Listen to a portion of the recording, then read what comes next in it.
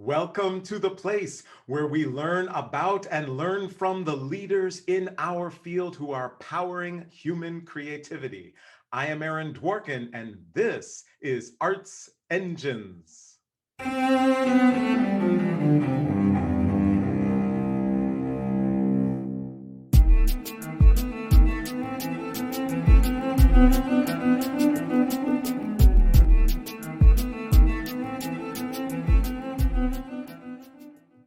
Thanks again for joining me here on Arts Engines. Today's guest is Fred Bronstein, who serves as Dean of the Peabody Institute of the Johns Hopkins University and are also one of our incredible creative partners here on Arts Engines. Fred, welcome to the show.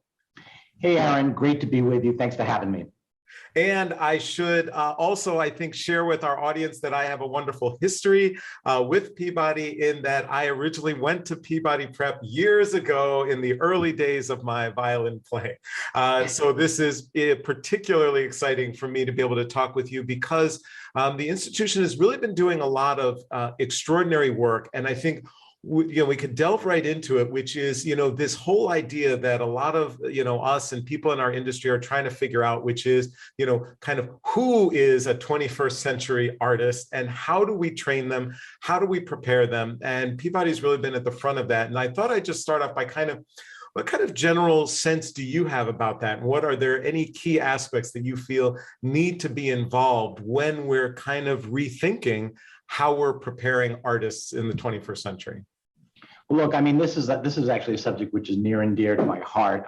It's really the reason in many ways I came to Peabody, because having come from the orchestra world and run a couple of large orchestras and seen how dramatically and quickly the world was changing, and our profession was changing, and yet the training, in the schools to prepare these young artists has not kept pace with that. And so, in coming to Peabody now 7 years ago, I really felt strongly that trying to, obviously, the core training is so critical and we love those traditions.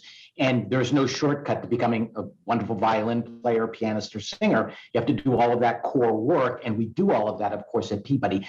But we've now tried to surround all of that with a set of skills around, how you become a 21st century artist. And you think about things like community engagement and developing your own audience and technology and all of the things in the digital world and all of the things that we really need, the skills that we need in order to for our students to really become 21st century artists and succeed.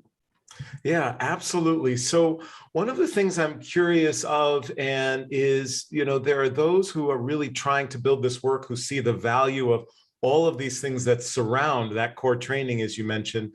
But then can often be voices of pushback, right? And there are still voices in our field who feel like all of this other stuff should just, kind of go by the wayside. People can do that on their own time. But what we're about is, teaching, the notes, if you will, right? The rhythm and the core technical skills.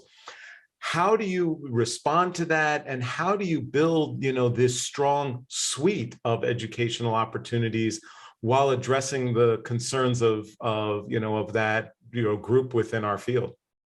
So Jim Collins, the good to great guy, talks about the tyranny of the or, And so, the way I like to frame this is, look, they're not mutually exclusive. It's very possible to develop it's not only possible, it's essential to develop all of the core skills, as I said, that somebody needs to become a really outstanding artist.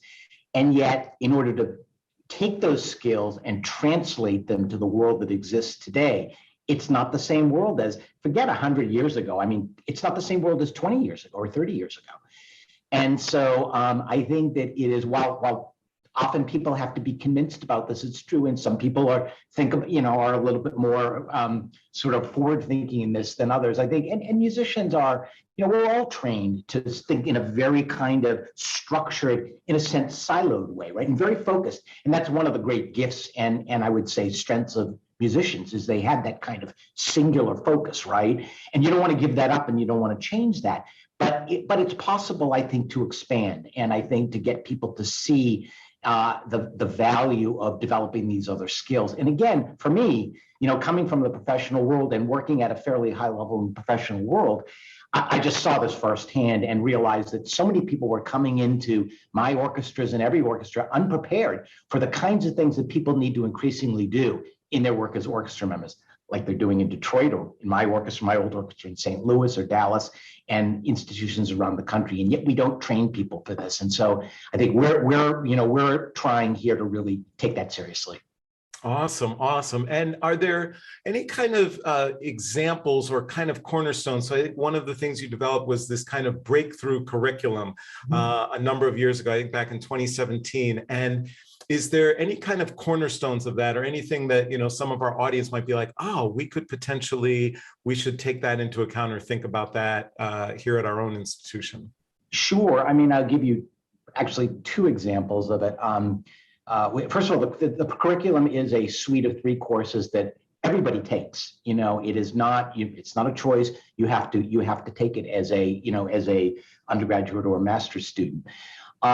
So one of the examples I really like is it's a class where it's a pitch class, where students learn to develop an idea and then essentially sell or pitch that idea to. It may be, whoever your imaginary, person is you're pitching this idea to.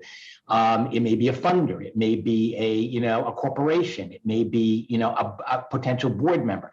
All of these kinds of things. And so, and the final step in the work that they do in these classes is they actually, a group of about 15 are selected from all of the students and for the quality of the ideas and the quality of their pitches. Those pitches are then made to me, and I have the honor of then selecting, 4 or 5 of them that get the funding for these ideas to develop the ideas. So, I think that's one example. The other thing is maybe a little bit more basic, but I think is equally important, which is, all of our students are really required now to develop a digital portfolio, so that they're, they know how to record, they know how to, of course, we've all learned to do this much more effectively in the last 18 months as, we all have much more experience. And that's, of course, one of the silver linings, I would say, in the pandemic. Awesome. And these skill sets, of course, are so critically important. But what I also love is building them into the infrastructure as core required curriculum. Yeah. That I think is just so important. And you see the impact on students and yep. their ability and where they and how they progress. So truly phenomenal work. So kind of switching gears a little bit, obviously in the past year, not only we have a pandemic, but a significant renewed interest and movement and conversation surrounding diversity. And I've seen a lot more movement than I think in any other time, literally in my whole life, in terms of really a progression and evolution in a host of institutions. So I was curious, kind of, how have you been doing some of this work at Peabody? I know you've really been at the forefront and very successful in terms of impacting faculty diversity. And just wondering if you kind of speak to both what you've been able to achieve and any of the key things that you deployed or methods you utilized that some in our audience might be able to learn from. Yeah, look, I mean, this is another issue which is near and dear to my heart, as I know it is to yours. You've spent a lifetime working on this. The way I framed the issue for Peabody and at Peabody is that this isn't about the right thing to do, although of course it is. It's not even about increasing quality in the field, although of course it does. It's really an existential question for the field. Because, I think when one looks at audience trends over multiple decades, and one looks at the sort of at least in the classical music world, although I don't think this is limited to the classical music world, what that audience looks like today. And then you marry that to demographic shifts in this country, and you look down the road 2 to 3 decades, if that, and you talk about how you're going to expand audiences, it's not possible to have that conversation without thinking about how you're going to change the face of our industry.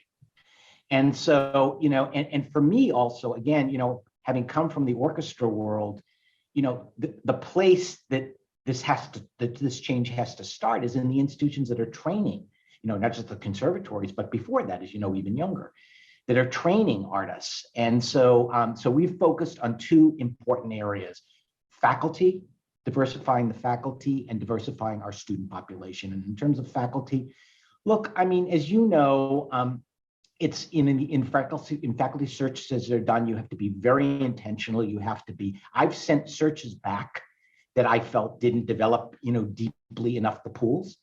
And so I think that it's about, I think, really, frankly, scrutiny and holding people accountable, including myself, for how we do this, beginning with myself, and saying that this is important enough, this is existential for the field, and we're going to, Peabody, look, we're part of Johns Hopkins University, a university that leads in so many ways.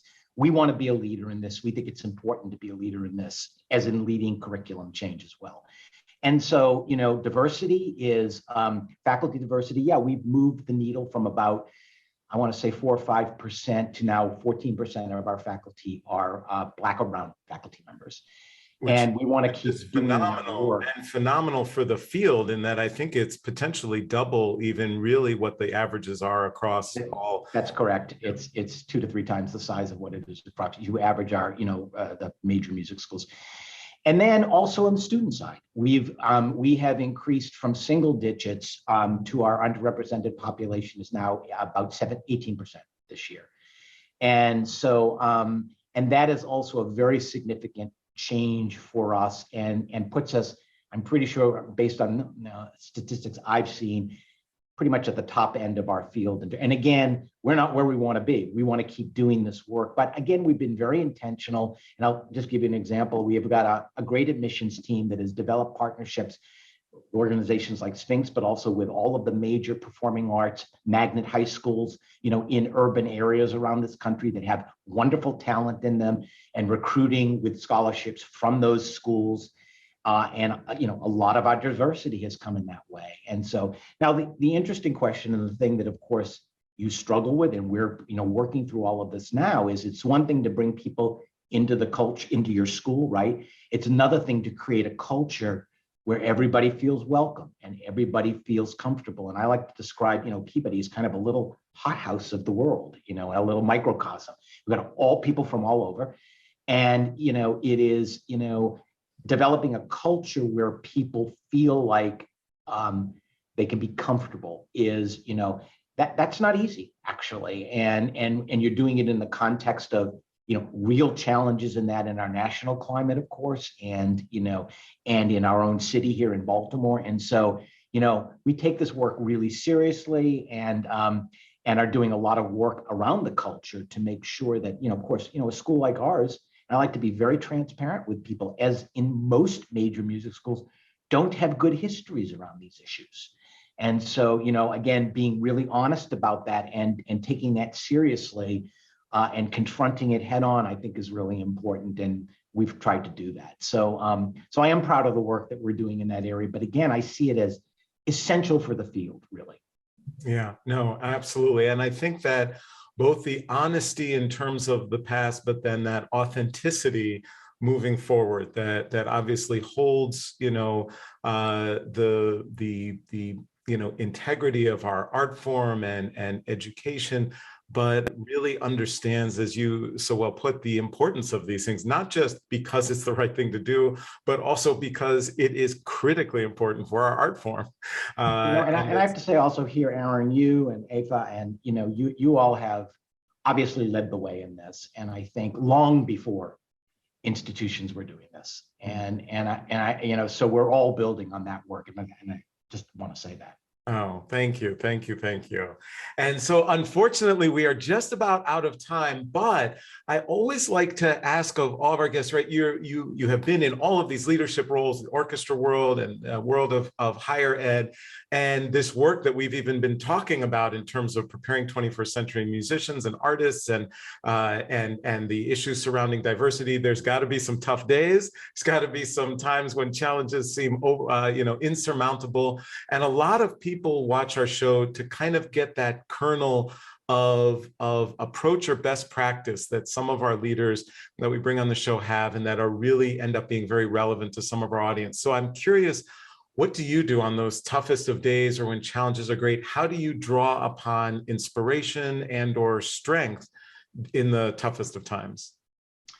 Yeah, I mean, look, I think it, and I say this all the time, I think it gets in many ways as the world gets more and more complex and the challenges grow, it is, it gets more difficult and more challenging to run institutions, not less so, I think, in terms of the pressures and the kinds of things that you deal with. First of all, you have to love doing it. I have to say I love doing it. I tell people I have the best job in the world, and I really mean it. I mean, I absolutely love doing it. And I feel honored to actually be able to do it. I mean, how many people get to go through their lives doing things that they really love, right? So I try to remember that, frankly, even on the really tough days. And I remember why we're here. I mean, this is why I love interacting with students, and why I missed it so much over the last year and a half, and faculty, because, it is, the way that is. I mean, being around people that are making music or dancing and doing that at such a high level and with such passion and such conviction that, I always come back to feeling like, I got to do the best that I can do. This is an important school. It's the contribution the history of the place is deep and long and important, as you know. And so there's a real, I think, obligation, I think, to good stewardship and to, I think also one of the things you learn as you get older, and I'm getting older, is that, the important stuff, how to focus on the important stuff. And the stuff that's, there's a lot of other stuff that kind of rolls off your back. And I think you get better at that as you have more experience. So hopefully I have a little bit more of that. But it comes back to loving what you do and being inspired by the people around you, and in particularly young people. It's incredible. Fred Bronstein, you truly are one of the arts engines who is powering human creativity in our field. Thank you so much for coming on the show. Thanks, Aaron. Great to be with you.